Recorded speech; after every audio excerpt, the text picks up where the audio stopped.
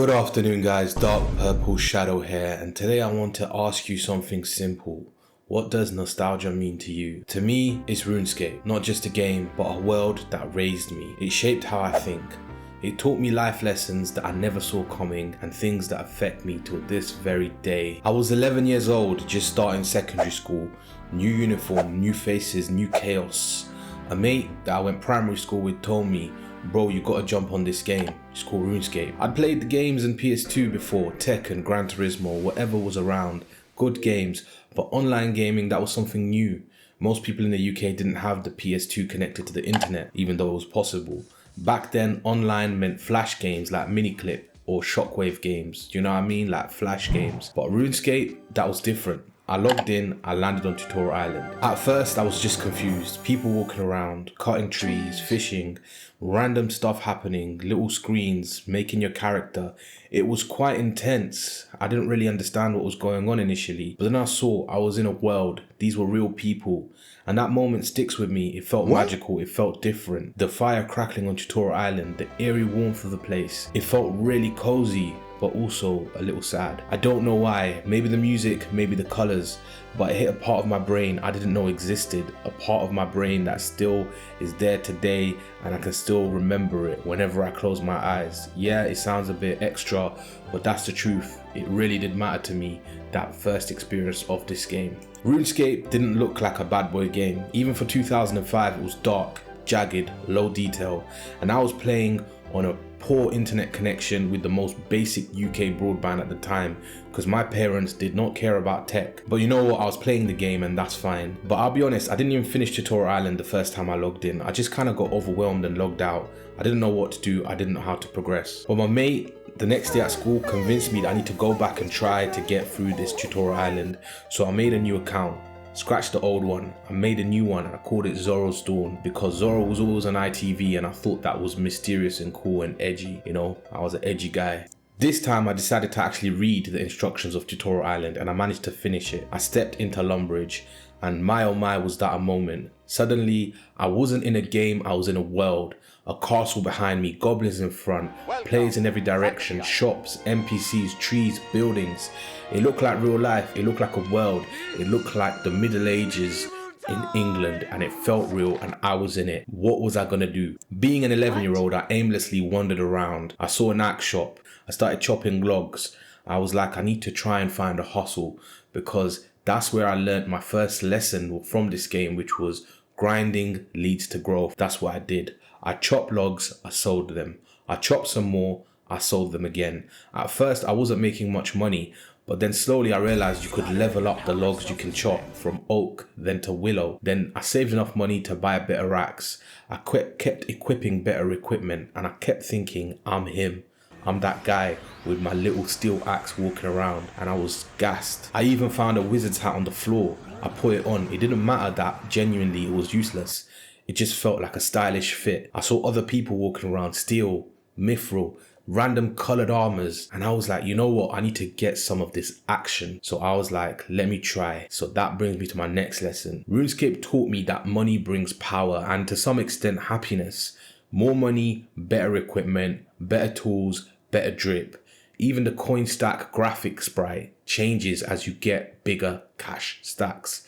From 1 coin to 100 to 1,000 to 10,000. The greed was baked into the game and I liked it. It was the only time in my life I felt like I could gain some progression. Now this process took me a few weeks, maybe a few months, I can't remember, but eventually I had mithril armor, a prayer necklace, the basic necklace and coins in the bank. I was doing alright. But then came the third lesson and this one was painful, it hurt, it struck me to the core, and that is never trust people and keep your wits about yourself. This is something I didn't learn from the streets of London where I grew up, I learned it from the streets of Lumbridge and Varrock, to be honest, of course Varrock where it happened. But some guy messaged me and this guy was like, had a username, RuneScape Server Master. It sounded official and it made me afraid because what he told me was quite worrying. Now this was back in 2005 and everyone had a virus on their computer. If you weren't smart about it and you had Windows XP, you had a virus. You had pop-ups, random banners, widgets, all these viruses on your PC. And this guy, RuneScape Server Master, messaged me on RuneScape and he's like, yo, you got a virus on your PC. And I was like, maybe I do. Why? He's like, I'm from Jagex, which is the company who own RuneScape. And he's like to me, I need your password or I'm gonna delete your account, because if I get your password, I can fix the virus on your system somehow. And being an 11-year-old kid, I panicked. I gave him my password and I never saw that account for the next 10 to 15 years. I never got it back initially. I tried every appeal, I cried, I complained. I even messaged the person with my account and he said to me, nope, you can't have it, and logged out, then blocked me. So then, as I was crying, my mum walked past and she asked me what's wrong. And I told her the situation. I said, my account got taken. And she looked at me and she said, good, now maybe you'll actually do some studying, which is always nice and supportive of her. But that pain, it stuck with me. Even now, I feel like I've avoided many scams in my life because I always have fear of the information people are trying to get from me. And I think it's a good thing to get scammed in RuneScape because it prevents you from falling prey to similar issues where the cost can actually be real. And I was really upset about this account, but the truth is, what hurt more was when I actually recovered it 15 years later. I noticed that the people who actually took my account didn't take a thing from it. Every single item in my account was still there. I still sort of remember what I had. I pretty much had some mithril items, some random pieces of steel, some logs, etc., and about 3,000 gold coins, and all of it was still there from the moment I lost that account. If anything, these people just did it for the fun of it, and that made it somehow feel even more callous and worse. And that's just the nature of people, pure evil. If you let them take advantage of you, they will do it. So you're thinking, you've lost your RuneScape account, now what? To be honest, that's not the end of my story with this game. That was simply the ashes from which the phoenix of my next account arose. The actual first account I ever made, I gave to my little brother. He was 5 or 6, barely touched it. He leveled it up a bit, and when I asked him to give me the account back, he said, you know what, here you go, this game is boring anyway. And that was it. It was time for me to be reborn. That account had a few levels. It had some iron gear and some steel gear, and it had something. And I knew I had to get back to my powerful position. I had to make a comeback. And what I set was some goals. RuneScape taught me about goal setting, figuring out what the next task is and aiming to get it done. I wanted armor, I wanted a cape, I wanted amulets, I wanted weapons, I wanted it all. So lesson 4 for me was setting goals and grinding towards them. So every day after school, I would log in, bit by bit, I would stack up more money. I also discovered something else. I could utilize people around me to help me improve. I started talking to higher level players, people with better gear. One guy told me about this area where you can kill these monsters called hill giants, and then selling the bones of these monsters would yield a massive profit compared to something like chopping logs. We're talking 10 times more money for the same amount of time spent. So soon I was trading, selling items, buying items, making cash fast. This is my progress over the first few months of this game. Eventually I got to the point where I felt good. I was in a good place.